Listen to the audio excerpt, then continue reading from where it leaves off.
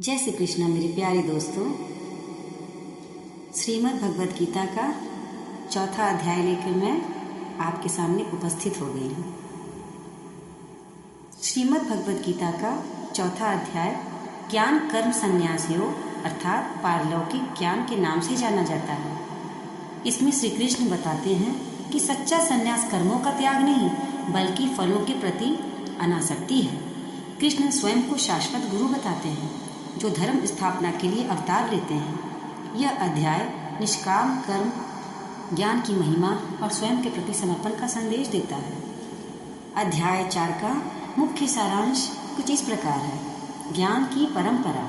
श्री कृष्ण कहते हैं कि उन्होंने यह योग सबसे पहले सूर्यदेव विवस्वान को दिया था, जो परंपरा से राजर्षियों तक पहुंचा। ईश्वर का अवतार जब धर्म हानि होती है और अधर्म बढ़ता है, तब तक भगवान स्वयं को अवतार के रूप में प्रकट करते हैं। ज्ञान कर्म संन्यास, जो कर्म में अकर्म अनासक्त होकर काम करना और अकर्म में कर्म देखता है वह बुद्धिमान है। ऐसा व्यक्ति फल की इच्छा न करते हुए भी कर्म करता है, इसलिए वह बंधता नहीं है।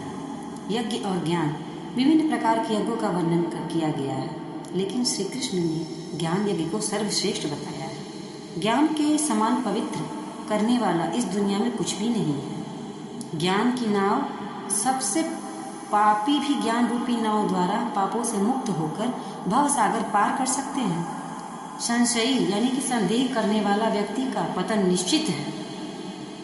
इस अध्याय में भगवान कृष्ण ने बताया है कि ज्ञान के माध्यम से ही कर्म करते हुए बंधन से मुक्त संन्यास हुआ जा सकता है। सांसारिक मोह को छोड़कर फल की इच्छा के बिना ईश्वर को समर्पित होकर कर्तव्य करना ही वास्तविक ज्ञान और निष्काम कर्म योग है। तो आप लोगों को यह अध्याय जो मैंने सुनाया है वो आप लोगों को कैसा लगा मित्रों, एक कमेंट में ज़रूर बताइएगा। और इसमें जो भी कहीं कुछ त्रुटि रह गई हो उसके लिए क्षमा करिएगा। फिर अगला अध्याय लेके मैं फिर आऊँगी। जय श्री कृष्ण मेरे प्यारे दोस्त।